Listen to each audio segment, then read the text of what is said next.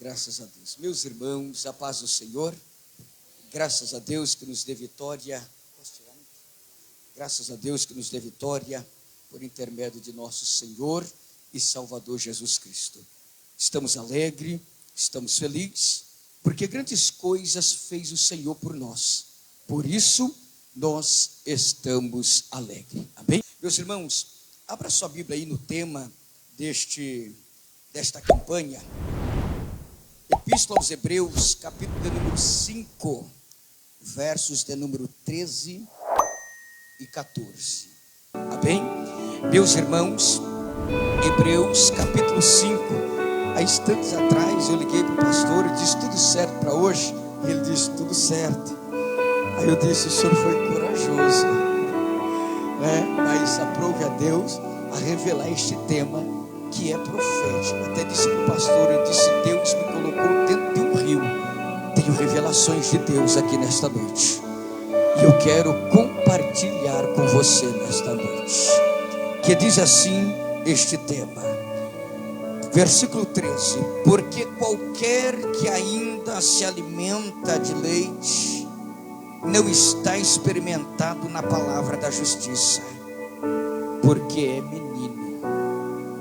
Mas mantimento sólido é para os perfeitos, os quais, em razão do costume, têm os sentidos exercitados para discernir tanto o bem como o mal. Amém? Meus irmãos, eu louvo a Deus por este tema nesta noite. Eu quero compartilhar com você a importância desta palavra para a igreja do arrebatamento e para a igreja do século 21. Epístola aos Hebreus. Tem comigo que todo crente deveria ler pelo menos o livro de Hebreus completo, pelo menos uma vez na vida, o livro de Hebreus. O livro de Hebreus, ele vai enfatizar, ele vai afirmar acerca daquele que Isaías profetizou há 700 anos antes. O livro de Hebreus, ele vai afirmar a grandeza e a maioridade do Cristo que Isaías profetizou. Hebreus, ele vai nos afirmar esta nobreza. Por exemplo, nós entendemos que foi dado aos anjos ordem ao nosso respeito, para que trabalhe por nós dia e noite. Os anjos estão incumbidos de trabalhar pela igreja. E quando nós olhamos para isso, nós vamos ver a participação de alguns anjos enviados por Deus para socorrer alguns homens, ou até mesmo para falar com alguns homens e mulheres de Deus na terra. Por exemplo, se você ler o livro do Gênesis, na história do patriarca Abraão, você vai ver que por algumas vezes vai descer um anjo do céu e vai falar com o patriarca Abraão. Se você ler, por exemplo, a história de Moisés, você vai ver que algumas vezes é dado ordem para que saia um anjo do céu, desça na terra, fale com Moisés, ou guarde o povo de Israel. Certa feita, Moisés disse para Deus: quem é que o Senhor vai enviar para que vá à nossa frente? E aí você vai ver Deus dizendo assim: Moisés, o anjo do Senhor irá diante de ti. Moisés disse: para tudo, deixa ele aí, não perde tempo, porque eu não me arredo daqui, eu só vou se o Senhor em pessoa for na minha frente. Se você ler a Bíblia, você vai ver que lá no Carvalho vai descer um anjo e vai ver Gideão todo afoito trabalhando, e você vai ver o anjo dizendo para ele, a mandato de Deus: o Senhor é contigo, varão valoroso. Se você ler o livro do profeta Daniel, você vai ver algumas vezes os anjos do Senhor trabalhando. E o lugar mais comum é quando ele é jogado na cova dos leões. Você vai ver que o anjo do Senhor, antes dele chegar na cova, lá já estava alguém do céu, a mandato de Deus, para falar com Daniel. Você já parou para pensar como é que foi aquela noite dentro daquela cova? Entenda, por favor. A Bíblia diz que foi feito um decreto. O rei deixou o leão, como de costume, alguns dias, faminto, em jejum, para devorar a pessoa que fosse lançada ali dentro, por ter quebrado o seu decreto. Você vai ver então que Daniel foi escolhido porque quebra o decreto, e ele ainda assim, mesmo com aquele decreto, ele vai orar. Você vai ver que o rei vai jogar ele lá dentro. E então Deus desce para o anjo, diz assim para o anjo: desce lá embaixo, porque o meu servo, a quem eu tenho um propósito muito grande, não pode ser devorado por aquele leão. E então o anjo desce lá na cova. Quando Daniel cai lá dentro, consegue imaginar a cena? Quando Daniel cai lá dentro, os leões já estavam domados, quietinho. Daniel vai avistar o anjo. A Bíblia vai dizer, pastor Antônio, que ele vai ficar uma noite inteira daquela cisterna, daquela cova, com alguém que veio do céu. Era um anjo enviado por Deus. Eu me encafufei com isso. Eu li esta palavra, eu dobrei o meu joelho, eu disse para o Espírito Santo: me revela para mim o que aconteceu dentro daquela cova. Ora, olha para mim. Você acha que dentro daquela cova, durante aquela noite que a Maralina compôs aquele hino tão lindo, tão poderoso, que Daniel ficou de braços cruzados, olhando para o anjo coçando a cabeça, olhando para Daniel, olhando para o leão? Não, Senhor, meu Deus não brinca, meus irmãos, na batalha. O meu Deus não perde tempo. Você imagina, sabe o que aconteceu? O culto mais pentecostal em Babilônia acontece dentro daquela cova, que o rei não conseguiu dormir, ficou perturbado, porque era barulho de glória, era barulho de aleluia, era barulho de línguas estranhas. Você acha que ficou um olhando para o outro? Não, Senhor. Daniel quis aproveitar aquela presença, e o anjo vai dizer: Daniel, Deus mandou eu aqui para dizer para você, e tome profecia. Vai profetizar na vida de Daniel a noite toda. O Senhor é contigo, te separou para uma obra nessa terra, te constituiu profeta. Recebe poder, recebe graça, Daniel. E houve um culto pentecostal dentro daquela cova. Já parou para pensar, meus irmãos? E mesmo estes anjos tendo esta grandeza, a epístola aos Hebreus, ela vem para enfatizar e profetizar, afirmar que Jesus é maior do que qualquer anjo. A epístola aos Hebreus, meus irmãos, ela vem para mostrar a grandeza do meu Jesus, do meu e do teu Deus. Pois é, você lembra de Moisés, legislador, lá no cume do Monte Horebe?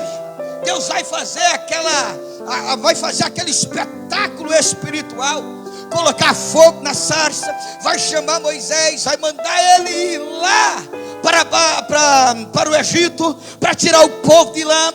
Moisés vai, faz o que Deus manda, tira o povo. Deus abre o mar, o povo começa a questionar, murmurar, cansou de comer, meus irmãos, maná, quis comer carne. Moisés vai orar, Moisés vai pedir, Deus envia codornizes para o povo se alimentar. Você sabe quem é Moisés? É aquele camarada que escalou o Monte Sinai, ficou lá em cima 40 dias esperando Deus falar com ele. Ao término dos 40 dias, você vai ver uma das partes mais espetaculares da Bíblia. Você vai ver Deus fazendo um barulho com relâmpago, porque a Bíblia diz que quem estava lá embaixo via relâmpago, trovões, escutava vozes. O que era? Era Deus falando com Moisés cara a cara. Você vai ver que até hoje o cume do Monte Sinai tem uma marca, que é a geografia. O geólogo não consegue explicar o que foi que aconteceu ali, mas foi o meu Jesus, foi o meu Deus que desceu na terra para falar com Moisés. Sabe quem era Moisés? Camarada ousado. Primeiro, por mandar Deus deixar o anjo lá, que podia vir Gabriel, poderia vir Miguel, que não arredava o pé, tinha que ser o próprio Deus. Sabe quem foi Moisés? Foi aquele camarada que Deus falou: Moisés, essa raça não presta, vou matar todo mundo. Moisés disse: tudo bem, pode matar, se quiser começa agora, só que tem uma coisa: risca o meu nome aí do livro da vida e me mata junto com esse povo. Moisés, ousadia. Moisés disse assim: eu quero lhe ver, não quero mais ouvir sua voz, eu quero te ver face a face. Aí Deus vai dizer: Moisés, mas não tem homem na terra, Moisés, que consegue ver a minha grandeza e a minha glória e sobrevive. Ele diz: não sei, se vira aí. Quem assoprou nas minhas narinas, me deu fôlego de vida, foi o Senhor. Se eu vou ficar vivo ou eu não vou ficar vivo, isso daí não é comigo, mas eu quero lhe ver. Deus diz: tudo bem, Moisés, está vendo aquela fenda, Moisés? Eu vou passar de costa, Moisés, vou passar e você vai me ver. Meu Deus, alambancho companta sérvia lá pra campantura. Que ousadia! Você imagina Deus passando de costa e Moisés assim, ó, extasiado. A graça foi tomando conta do ambiente e a Bíblia diz que o rosto de Moisés brilhava. Tiveram que colocar um véu no rosto de Moisés, de tamanha glória de Deus. Era Moisés. Sabe a Epístola aos Hebreus? Ela vem para afirmar que Jesus era maior do que este Moisés. Você lembra que Deus levantou alguns sacerdotes na terra para poder representar Ele, e fizeram grandes obras no meio do povo de Israel? A Epístola aos Hebreus, ela vem para dizer que Jesus é maior do que qualquer sacerdote. A Epístola aos Hebreus, ela vem para nos dizer, para nos informar e afirmar que a aliança, a nova aliança, ela é maior do que a aliança do Sinai. Sabe o que eu quero te dizer de uma forma resumida? A Epístola aos Hebreus, ela vem para afirmar com toda a letra que existe na linguagem portuguesa, para se ajuntar e explicar que o meu Deus, que o teu Deus, Ele é aquele que manda no céu, manda na terra, manda no inferno. A Epístola aos Hebreus, ela vem para dizer e também concordar que Isaías disse que o meu Deus, que o teu Deus, Ele é maior do que tudo e do que todas as coisas. Isaías diz que Ele é grande, que a terra é o estrado dos teus pés e Ele mede as águas do oceano a palmo. Hebreus vai confrontar e vai dizer: é verdade, porque Ele é grande, é verdade, porque Ele é maior, é verdade, porque Ele é grande, é verdade, porque Ele é maior. Sabe o que eu estou te dizendo? Que este que a Bíblia está dizendo é o teu Deus. Então por que é que você está com medo? Por que é que você está amedrontado? Por que é que você está preocupado? Eu estou pregando Jesus aqui, que o Hebreus, a Epístola aos Hebreus vai afirmar que Ele é poderoso e Ele é maior do que todas as coisas. E aí, quando nós passeamos por alguns capítulos da Epístola aos Hebreus, nós vamos entender toda essa grandeza, essa nobreza. E aí, quando nós chegamos aqui no capítulo 5, o escritor da Epístola aos Hebreus, ele não pôde conformar, pastor, de ver o tamanho da grandeza do Deus da igreja.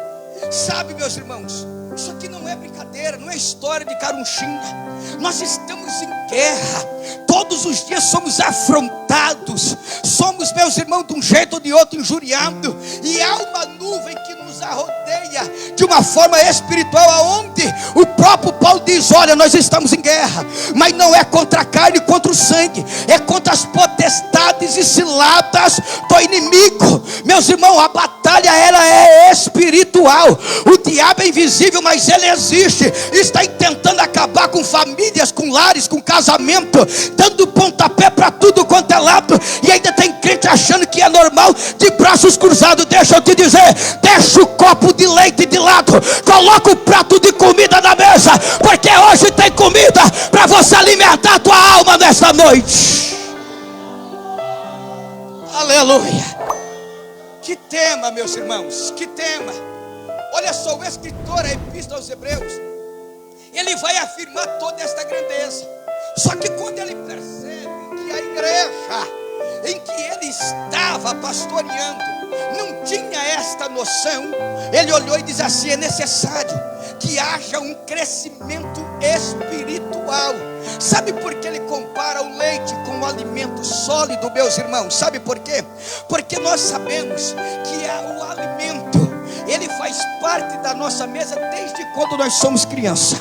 Nós necessitamos do leite materno. Dá para você ver um prato de comida para um recém-nascido, primeiro que não vai nem conseguir comer. Tem que ser algo líquido, pastoso. E tem que ser, meus irmãos, leite materno, porque ali tem potássio, ali tem cálcio, ali tem toda a substância que vai nos refletir no nosso crescimento.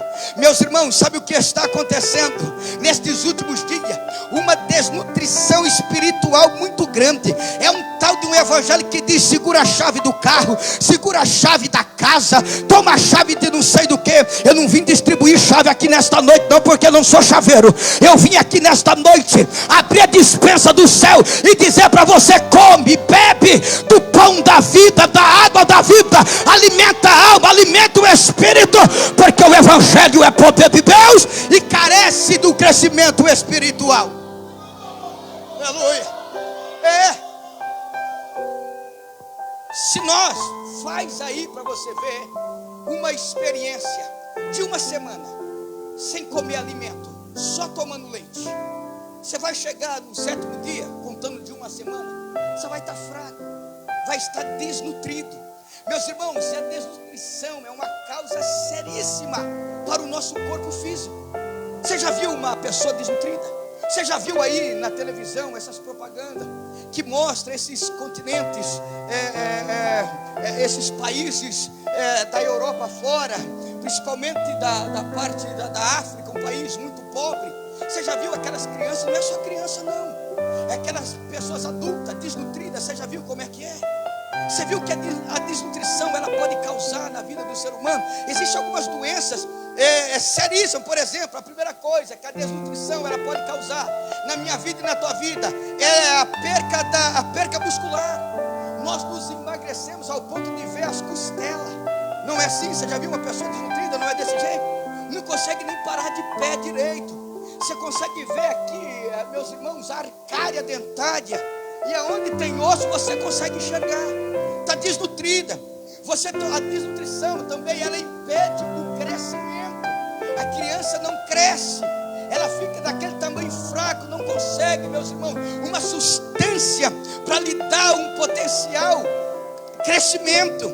E ela também, meus irmãos, faz uma alteração psicológica drástica na vida do ser humano.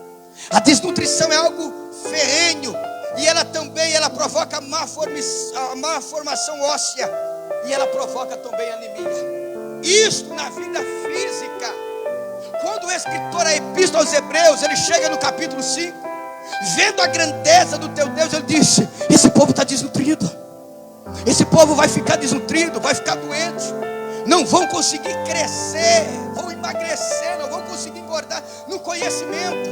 Talvez ele leu o que Oséias disse: conheçamos e prossigamos mais a Deus. E o escritor da Epístola aos Hebreus, ele se preocupa com isso. E então ele vê que a igreja naquele momento, ela estava vivendo uma vida débil na fé, porque o judaísmo e as obras da carne permeavam por toda a igreja. Era uma igreja fraca, era uma igreja, meus irmãos, que não conseguia crescer, entender a grandeza daquele Deus e daquele sumo sacerdote Jesus Cristo. Tinha dificuldade de entender aquilo. E quando nós vemos que quando não há crescimento espiritual, meus irmãos, existem algumas coisas que podem nos comprometer a nossa fé. A primeira delas é a dúvida. Porque se não tem crescimento espiritual, se eu não consigo crescer e entender a grandeza do meu Deus, começa a surgir dúvida. Quer um exemplo biblicamente falando? Você lembra da história de Pedro? Conhece? Que Pedro vai andar por sobre as águas e ele vai afundar. Você lembra? Mas por quê? Era acostumado com leite. Sabe por quê, pastor Antônio? Porque quando Jesus chegou em Naim, Jesus não deixava eles orar. Quem orava era Jesus, o morto ressuscitava. Jesus vai ressuscitar Lázaro lá em Betânia. Jesus não pediu para ninguém orar. Faz uma oração aí. Não, Jesus foi na frente. Jesus conhecia, sabia. Então era leitinho, era mel, mamão com açúcar, como diz aí. Era fácil pular do lado de Jesus, porque era Jesus quem sempre estava na frente. E então era leitinho. Quando precisava passar por Samaria, que nem quando avisaram que Lázaro, o amigo de Jesus, estava morto, e os judeus não comunicavam com o samaritano, você tinha que cortar a volta. E aí Jesus disse, não, hoje não vou passar por Samaria porque eu estou com pressa. Mas não mandou ninguém ir na frente. Jesus ia na frente. Jesus estava em tudo, era muito fácil.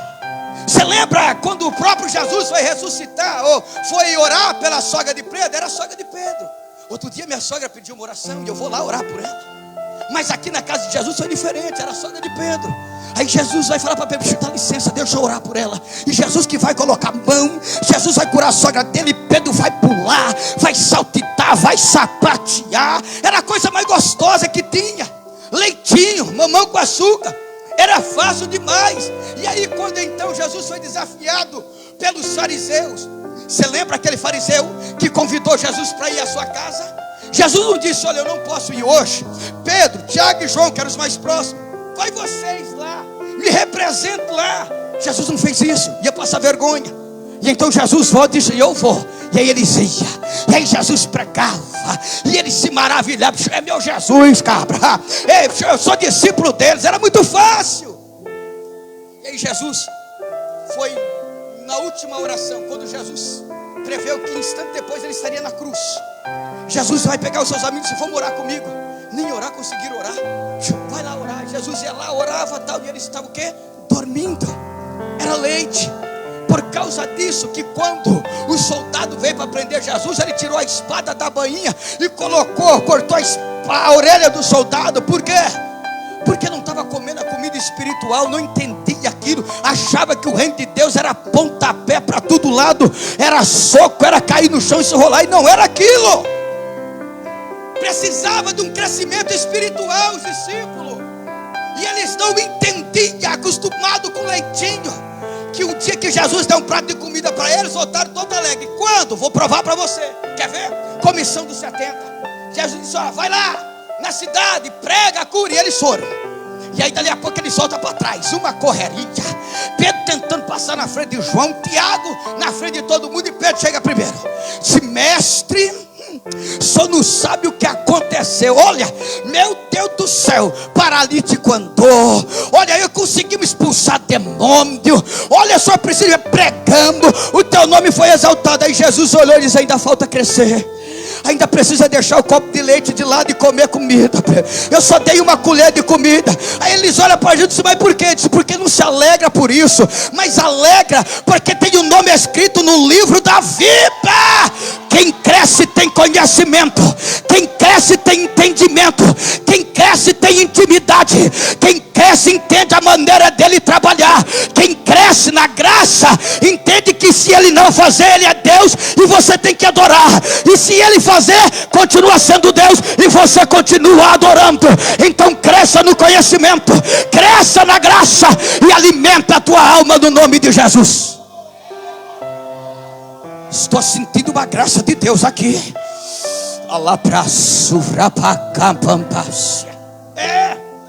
A falta de crescimento nos traz dúvida. Olha Pedro, eu estou falando daquele Pedro, não vou nem citar o exemplo do dia em que Pedro estava no mar, que ele foi andar com Jesus.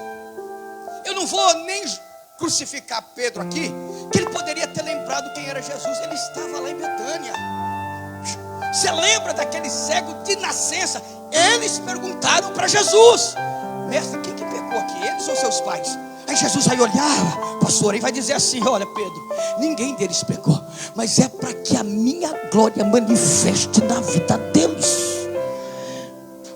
Cuspiu no chão, fez lodo, tacou na cara do cego e disse, vai lá no tanque de Siloé, lava e volta vento. O cego voltou. Você está enxergando? Estou tudo embaçado, não tô. Jesus de novo foi lá, cuspiu, fez mais uma porção de barro, passou, disse, vai lá, lava de novo. Voltou, e ele voltou, disse, quem de vocês aí é Jesus? Voltou vendo, Pedro estava lá. Não vou nem crucificar aqui Pedro e dizer por que ele não lembrou. Você lembra da história de Betesda? Você lembra? 38 anos o camarada estava paralítico. E então o anjo tinha que descer, agitar as águas. E quem pulasse primeiro, Pedro estava lá. O dia que Jesus chegou e disse assim: toma a tua cama, levanta e anda. E a tempestade, Jesus vinha vindo: Pedro, deixa eu ir até contigo. Não vou nem crucificar Pedro por conta disso. O evento que antecede isso, há mais ou menos umas 2 horas antes, Jesus estava na onde? À margem do mar da Galileia, no deserto. E quem é que estava com Jesus? Segundo a Bíblia, uma multidão de quase 5.000 homens, sem contar mulheres e crianças. E todos estavam com fome. O que Jesus faz ali naquele momento? Jesus vai operar um milagre. Jesus vai multiplicar os pães e os peixes. Eles viram isso a olho nu. Jesus termina de fazer o milagre. Jesus olha para aquela multidão. Jesus, olha o que faz a falta de conhecimento. O escritor da Epístola aos Hebreus, o capítulo 5, ele faz isto, exortando a igreja a crescer espiritualmente, alimentar com comida, mocotó, tutando. Você está entendendo? Por isso que Jesus diz assim: ó, eu sou o pão vivo que desceu do céu. É alimento para a tua alma. É alimento para a tua alma. É alimento para a tua alma. Tem alguém aqui que não conseguiu entender ainda, mas este congresso ou esta campanha é para te fazer crescer no conhecimento, porque ele ainda vai fazer muitas coisas na tua vida e o nome de Jesus vai ser glorificado. Precisamos crescer. Jesus olha para aquela multidão e vê eles comendo. Jesus se entristece. Sabe por que Jesus diz assim: olha, vai indo para o outro lado do mar e eu vou ali orar. Sabe por quê? Porque Jesus se entristeceu, pastor. Porque Jesus olhou para aquela multidão e viu eles saciando, faminto, comia pão, rasgava no dente, ia para o cesto, disse: me dá mais 2 pão aqui, viu? Me dá mais 3 pão aqui. E estava com pão na boca, mastigando, e ainda queria mais pão na mão. Jesus olha para tudo aquilo e diz assim: estão se preocupados com comida e nem sabe o que eu vim fazer aqui, e nem entende por que é que eu estou aqui. Não sabe que daqui a pouquinho eu estarei numa cruz. Não entendia o objetivo do reino do céu. Achava que o reino do céu é comida. Por isso que a Bíblia vai dizer, o livro do Evangelho, que o reino de Deus não é comida e nem bebida, é espiritual. Eles olhou e os pobres discípulos viram, não se tocou, não fizeram nada. Estava lá para o meio também, pastor. E Pedro dizia: me dá mais pão aqui, Tiago, ó, vamos fazer um lanchinho para nós levar, que nós vamos ter que atravessar o mar. Estava preocupado com coisa física.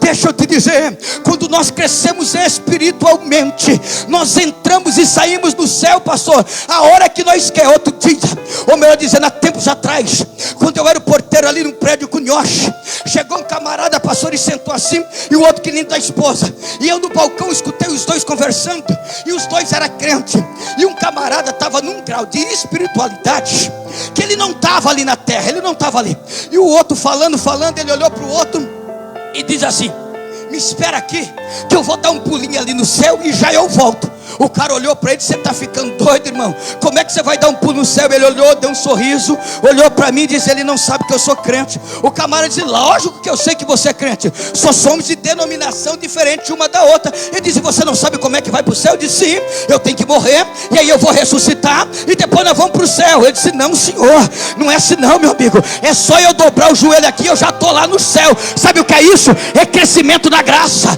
é crescimento da palavra, é crescimento espiritual. E é uma necessidade de nós entendermos que nós estamos em guerra, mas nós só conseguimos esse arsenal que Ele deu para nós na oração, do joelho no chão, na consagração, no jejum, no compromisso com Deus, para nós crescermos espiritualmente e entender que por mais trágico que seja a situação, Ele está no controle, Ele está trabalhando, e o nome dEle daqui a pouco pouquinho. Vai ser glorificado, recebe. Vai ser glorificado, recebe. Vai ser glorificado, recebe. Vai ser glorificado, recebe. O nome de Jesus vai ser glorificado.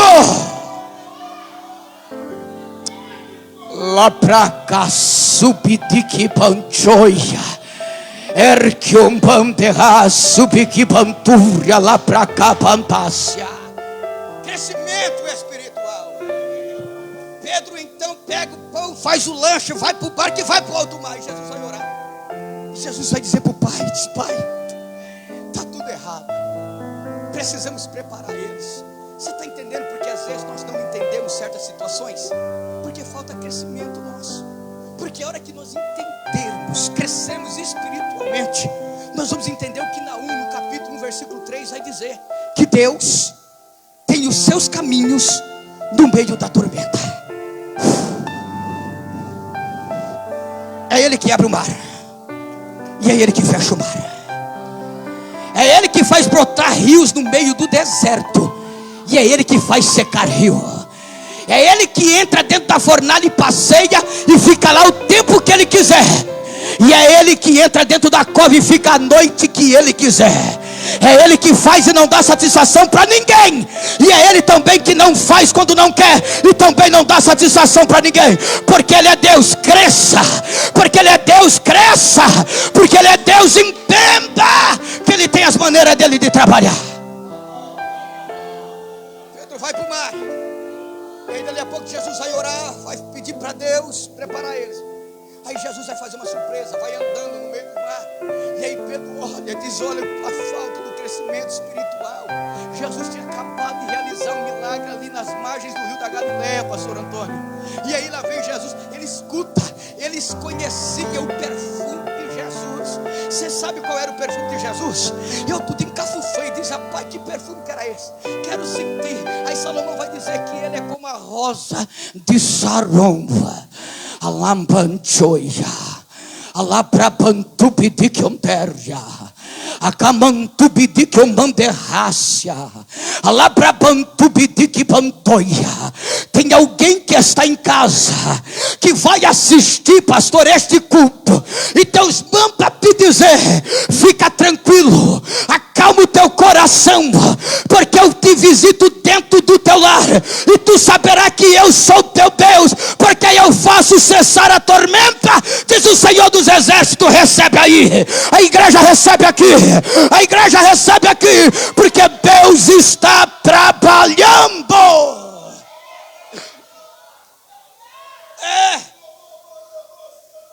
Conhecia o andar, a voz de Jesus. Sabe como é que era o som da voz de Jesus? João diz isso. Era como o som de muitas águas, ou era como o som de trovão quando ele estava bravo. Era a voz de Jesus. Conhecia tudo, pastor. E aí vem Jesus andando, todo alegre, vindo da oração. E dali a pouco os discípulos olhou. Talvez ele imaginou, talvez fez um aceno para eles, ou diz: estou aqui. Aí eles olhou e diz assim: escuta, nós não sabemos o que é pior, se é morrer por conta da tormenta, ou morrer de medo porque vem vir um fantasma aí. Olha aí, pastor. Está vendo, minha irmã? A falta de crescimento espiritual. Hebreus, o escritor da epístola aos Hebreus, e ele afirma isso, ele se preocupa com isso. E aí Jesus olhou e disse: sou eu, não tem mais. A voz de Jesus. Foi aquela mesma voz que gritou. Eles estavam do lado de Jesus, porque os discípulos viram Jesus em várias situações da sua vida. Viram Jesus alegre. Quando esta comissão de 70 voltou, a Bíblia vai dizer assim: não alegreis por isso, mas por teu nome escrito no livro da vida. Aí a Bíblia continua dizendo assim: tendo dito isto, se alegrou no Espírito. Então eles viram Jesus alegre. Eles viram Jesus chorar quando Jesus chega ali em Jerusalém. Jerusalém, Jerusalém, que mata os profetas. Se tu soubesse a paz que tu está. Eles viram Jesus chorando lá quando foi ressuscitar Lázaro, copiosamente, mas conhecia o choro de Jesus. Conhecia Jesus, pastor, quando estava furioso na sua fúria, por duas situações. A primeira, quando eles viram Jesus entrar dentro do templo, metendo o pé em tudo, chicote para todo lado, e ele olhou para ele e disse: rapaz, Jesus diz assim: convide sateadores, essa aqui é a minha casa, e será chamada casa de oração, e expulsou todo mundo. E a outra vez foi quando Jesus teve fome, chegou debaixo do pé da figueira, não teve nada de comer. Jesus foi e amaldiçoou a figueira. Você está entendendo? Então eles conheceram Jesus em toda a sua esfera, pastor. E até mais debaixo da sua graça, porque lá no Monte da Transfiguração, Pedro gostou tanto daquele culto pentecostal, que ele não quis descer, diz: mestre, mas o negócio aqui está tão bom, deixa nós construir aqui uma cabana para o senhor, uma para Elisa, uma para Moisés, não vamos descer lá não, porque o negócio aqui está demais, estou sentindo a graça, estou sentindo o poder. Então você está entendendo que eles conheceram Jesus em toda a sua esfera, meu irmão, está entendendo? E Jesus estava aqui debaixo da virtude, estava andando sobre as águas bravias do mar. E aí eles olham e dizem: é um fantasma, falta de crescimento espiritual. Deixa eu ir ter. Jesus disse: vem, Pedro, pode vir. Pedro vai. E aí quando Pedro chega em um determinado momento, o que acontece com Pedro? Afunda. Deixa eu te dizer, o mesmo Jesus que acalmou a tempestade naquela noite, ele veio para te ajudar na tua fé aqui nesta noite. Você está se sentindo que tudo está acabando. Você está sentindo como se foi assim, ó, uma montanha caindo por debaixo, e você já não tem mais esperança, não tem mais nada. A coisa está ficando preta, está ficando difícil, e Jesus está dizendo: sou eu, não temais, porque este vale não é para tua desonra, este vale é para mim te honrar, e muito saber que eu sou teu Deus, e eu tenho negócio contigo, diz o Senhor, recebe. Diz o Senhor, recebe, e o nome dele vai ser glorificado. Aleluia. Oh, glória. Aleluia. Vou apressar aqui, meus irmãos. Falta de crescimento espiritual. Precisamos crescer. Por outro lado, nós vamos ver aqui grandes homens de Deus que cresceram, amadureceram espiritualmente muito rápido. Por exemplo, você lembra de um menino que estava na casa de Eli por nome de Samuel? Ainda menino, Deus vai dizer: Samuel, e aí ele diz, quando dizer de novo, diz: eis-me aqui, Senhor. O menino estava matuto, estava maduro. Sabe o que é isso? É não aproveitar, é saber aproveitar culto. Porque tem crente que passou que não sabe aproveitar culto. Acha que nós estamos aqui, mas é apenas mais um dia da campanha. Acha que essa campanha, pastor, é apenas mais uma campanha, que nem aquela que o senhor fez o ano passado. Não, Senhor, deixa disso. O culto que você vem é o culto, porque é o culto que Deus abre o céu, acalma a tempestade, desce no meio da igreja e anda no meio dela, operando prodígios e maravilha. Ele está na casa, ele está na casa, ele está na casa. Crente espiritual sabe, ele fica atento. Até eu disse para o pastor, olha que o grupo estava cantando aqui, coisa linda de coreografia. Até disse para o pastor, o negócio ali, porque eu senti a virtude, pastor. Eu disse: faz um encontro aqui de grupo de gestos, de coreografia. Eu disse para ele: mas me chama para pregar pelo menos um dia. Oh, glória, aleluia. Porque eu senti a graça, eu senti o poder. O que é isso? É você estar ligado para Jesus falar, nem que for através do primeiro hino, através de uma saudação. Meu irmão deu um brado aqui, falou comigo, entrou na minha alma. Isso daqui é estar ligado. Crente espiritual é assim, ó, ele fica na casa olhando, observando. Deus vai falando, ele vai recebendo. Deus vai falando, ele vai glorificando. Deus vai falando, ele vai enchendo. E quando ele se enche, Deus continua falando, ele vai falando em línguas estranhas. E quando ele fala em línguas estranhas, Deus vai falando, ele vai profetizando. E quando Deus vai falando, ele vai profetizando, ele vai dançando, ele vai saltitando, ele vai enchendo de poder. Por quê? Porque ele está ouvindo a voz de Deus. Porque ele está ouvindo a voz de Deus e está entendendo. Está ouvindo a voz de Deus e está entendendo que ele é o Senhor da casa. Estou sentindo uma graça de Deus aqui. Lá para cá, surabacandara. Preciso terminar. Ai, meu Deus, fica de pé, vou terminar. Ai, meu Deus, estou sentindo uma graça de Deus aqui. Estou sentindo uma graça. Ó, para mim terminar, espiritualmente nós crescendo. Você lembra da história do cidadão? E eu sempre cito isso daqui, de Jó. Você lembra? Onde é que estava Deus? No céu. E o diabo, pastor, rodeando a terra, sem fazer nada. Aí Deus vai perguntar para Jó assim: Jó, para o diabo: Satanás, tu tem ouvido e observado o meu servo Jó? Ó, o que Jó tinha a ver com o diálogo dos dois, pastor? E aí nós sabemos que acontece o que? Uma tragédia na vida de Jó, não é assim? O que Jó tinha a ver com aquilo? Jó se ele não tivesse um crescimento espiritual, ele tinha feito o que a sua mulher falou, tinha amaldiçoado Deus naquele momento. Porque quando ela diz, acaba com o sofrimento, e amaldiçoa esse teu Deus, ele olha para ela e diz, mulher, crescimento espiritual. Ela vai olhar e diz, mulher, eu sei que o meu Redentor vive, e por fim se levantará sobre a terra. Recebe aí, recebe aí. Porque se Deus tiver que ficar de pé no trono, pastor, vai ficar. Sai da frente, dá licença. Quem veio adorar, adora. Quem veio adorar, adora. Porque se Deus tiver que ficar de pé aqui nesta noite, Ele vai ficar de pé. Vai assoprar ou vai vier um terremoto, mas que Ele vai fazer alguma coisa, vai, para honrar o teu crescimento espiritual. Vou fazer uma oração, vocês aí. Vou fazer uma oração. Pastor, posso fazer uma oração? Escuta aí, eu quero chamar você. Pode se chamar aqui, pastor, na frente? Eu quero chamar você aqui na frente, por quê? Porque eu quero fazer um desafio aqui diante da palavra que foi pregada. Eu sei com quem eu falei antes de vir para cá, pastor, e o meu mais sincero sentimento nesta noite, pastor, é que Deus abra não só uma fenda, mas abra uma cratera no céu e derrame bênçãos recalcada, transbordante, sacudida, primeiro na vida do Senhor por ser o anjo da igreja, da família, e depois na vida de todos os irmãos que estão aqui nesta noite. A minha Bíblia diz assim, tudo que for ligado aqui na terra será ligado no céu. E eu estou ligado num pensamento de te abençoar aqui nesta noite. Se você sentiu que a palavra falou com você, eu quero te chamar você diante deste altar aqui.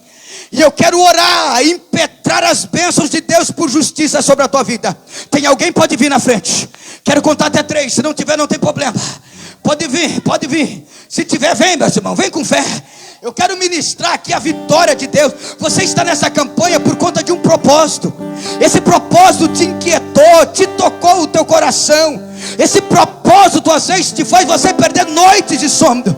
E eu quero, pai, por que você está fazendo isso? Porque eu estou aqui, pastor, guiado pelo Espírito Santo de Deus. Se Ele está mandando, Ele poderia te abençoar onde você está? Claro que pode. Mas meus irmãos, Ele está dizendo, vem para frente, vem diante do altar, porque eu vou abrir o céu nesta noite. Eu vou abençoar a tua vida. Eu vou entrar nesta causa e o meu nome vai ser glorificado. Olha lá para cá, Súria, pode cantar. E eu vou orar por essa igreja. Meu Deus, pois tudo vem de ti. Eu vou orar agora em favor da vida da tua igreja que está diante deste altar. Por ti vou caminhar, segundo a tua palavra. Tu és a direção. Encha minha mão de poder e autoridade, sou amiga, para que quando eu colocar sobre a cabeça deste povo, o Senhor possa confirmar aí no céu e entrar com a providência na vida deles. No nome de Jesus, eu determino a vitória para a glória de Deus Pai. Senhor, eu estou orando aqui nesta hora. O Senhor conhece o propósito do coração, e eu estou aqui fazendo o que o teu Espírito Santo está me mandando. Visita esta causa agora. Quebra todas as barreiras, quebra todas as cadeias, e visita agora o propósito do coração. Meu Deus, vai dando a vitória. Meu Deus, repreende a fúria do inimigo. Eu quero lhe pedir que o Senhor vai visitando agora. Alá para subir de que banchão de raça.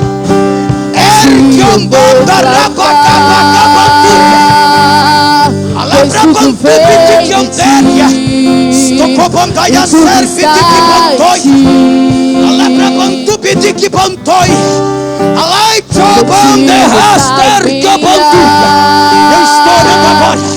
E no nome de Jesus eu estou determinando a vitória. O Senhor conhece o propósito do coração. E diante desta palavra, meu Deus, eu quero lhe pedir que o Senhor abençoe agora. Visita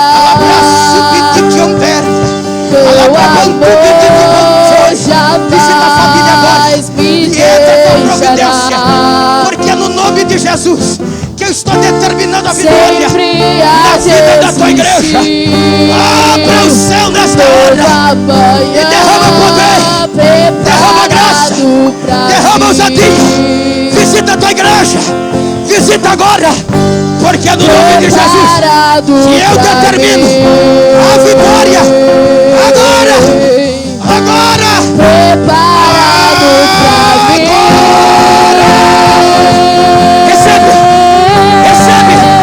Recebe. Eu me rendo aos seus pés. És tudo que eu preciso pra viver. Eu me lanço aos seus braços. Eu te encontro, meu refúgio. Eu me rendo aos seus pés. És tudo que eu preciso pra viver. Eu me lanço aos seus braços. Eu te encontro, Em nome de Jesus, que eu determino a vitória.